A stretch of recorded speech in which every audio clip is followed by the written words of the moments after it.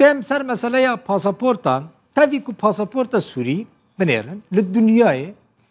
یا هری خرابه جی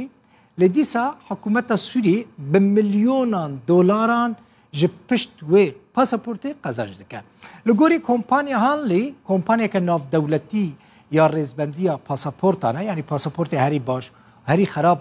نشان داده نها پاسپورت سوری پشتی پاسپورت افغانستانی و عراق یا هری خرابه یعنی پاسپورت افغانستانی یا هری خراب الدنیای پشترا پاسپورت عراقی یا هری خراب الدنیای ته پشترا جی پاسپورت سوریه یعنی حساب کنی جی بند و یا جی پاسپورت هری خراب سوریه ریزو سیام ده لی پاسپورت هری باش دنیای یا ژاپن پشترا سنگاپور ته پشترا جی پاسپورت آلمانی ته اولی دی تماشا بکن بالیوزخانه یا سوری ل آلمانیا ل باجار برلینه لور پاسپورتنا نوکرن تنا درخستن ولاتین اوروپا به تایبەتی آلمانیا لسر پاسپورت سوری مافی رونشتن ددن ولاتین سوری سالانه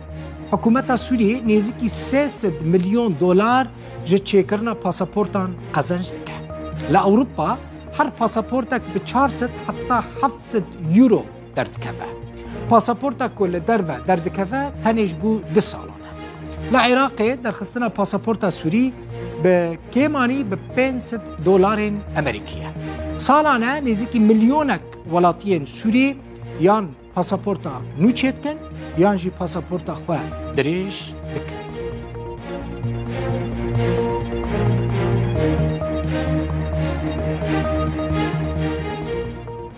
هوشکارا دیت یعنی راست سوری 11 سالن دی شرحه لحتى انها ولات الدنيا اعتراف باسبورت سوري كان لسر وي باسبورت